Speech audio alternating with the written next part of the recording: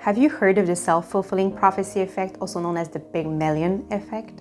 Because if you want to make your goals and dreams come true, and if you want to create the life you want, then you need to use this effect to your advantage and not let it work against you.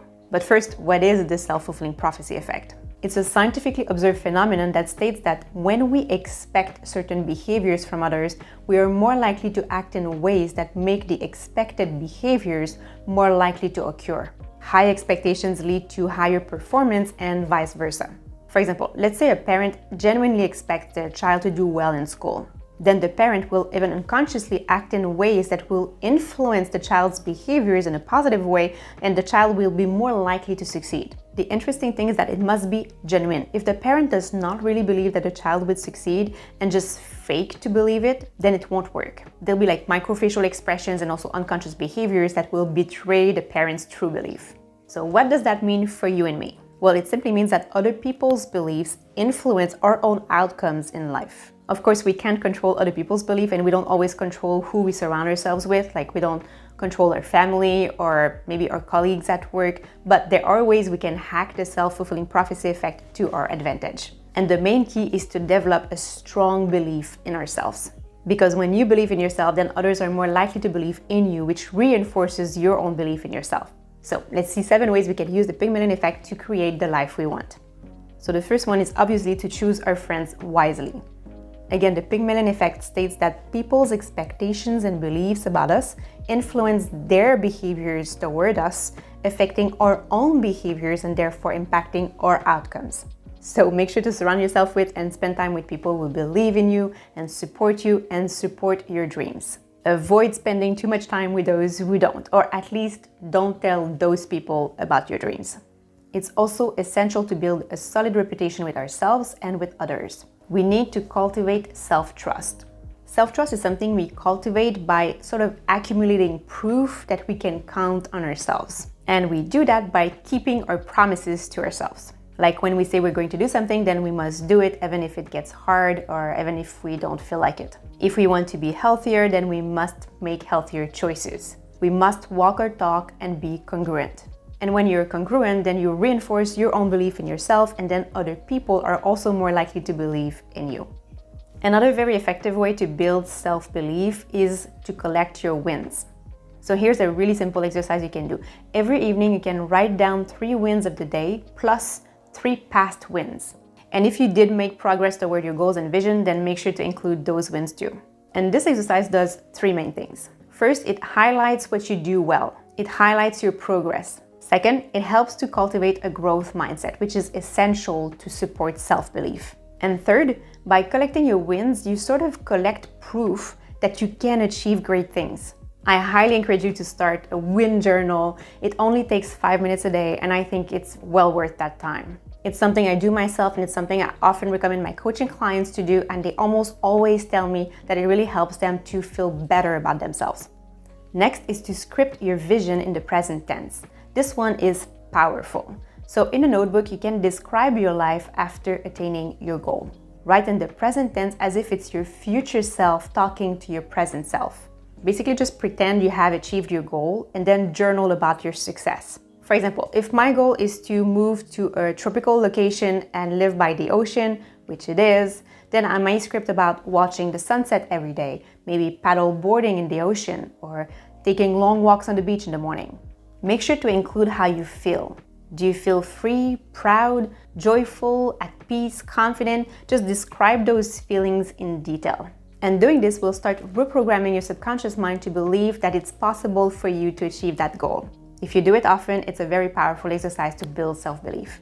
Next is to double hack your subconscious mind with mental rehearsal. After scripting your vision, then you can daydream about it. Mel Robbins says, if you expect to achieve your goals, if you expect to reach your potential, if you expect to have your dreams come true, you must become a master at visualization. But that's not entirely true. I mean, what she meant is true, but it's the wording that is not entirely true. We should say, if you really want to achieve your dreams, then you must become a master at visualization. The visualization is what will help you expect your dreams to come true. Expecting something is a bit the same as believing it. To expect means to think that something will probably or certainly happen.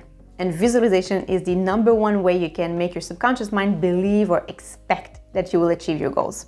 Because when you visualize yourself attaining your goal, you sort of trick your subconscious mind into believing that you've already done it, because the mind doesn't differentiate something real from something you vividly imagine. And then your fears, your insecurities, your self-doubt dissipate. You're also less likely to self-sabotage. I'm gonna give you a quick personal example. I think I may have given this example before, but anyways, I almost finished a breathwork instructor training. And lately, I noticed that I was making excuses not to find a venue and not to plan for an in-person group workshop. I had thoughts like, what if no one shows up? Or what if someone asks me a question and I don't know the answer? That would be kind of embarrassing. The thing is, doing in-person workshops is something new to me. I've never done it before, so it makes me nervous. So to overcome that fear, I started visualizing myself giving that workshop and feeling good about it, feeling confident. And doing this tricks my subconscious mind into believing that I've already done it, therefore it's safe for me to do it again. That's why visualization is so powerful. I go into that in more detail and also explain exactly how to visualize in another video, so I'm gonna link it somewhere on the screen and also in the description below. Next is to beware of your self-talk. Abraham Hicks says that our thoughts repeated over time create a reality. And that's because thoughts, when repeated over and over and over, become beliefs. And again, our beliefs shape our destiny. So is your self-talk mostly positive or mostly negative? If it's positive, great, keep going. But if it's negative, then you should think about changing it. For example, let's say you applied for a job and didn't get it. Do you think, I suck, I never do anything right? Or do you think, what could I have done better? Or what could I do better next time? The first example shows a fixed mindset. The second example shows a growth mindset. A growth mindset is the cure to self-critical thoughts. And it's also essential for success. Otherwise, if you fail, then you'll stop believing in yourself. And if you want to cultivate a growth mindset, one way is, again, the 3-win exercise I shared with you earlier, where you just journal about your 3 wins of the day. Another way is to catch yourself when you think thoughts like, oh, I suck, like I should have done better. And instead just ask yourself, how can I do better next time? And when you make it a habit to correct your thoughts like that, over time, you naturally have more empowering thoughts.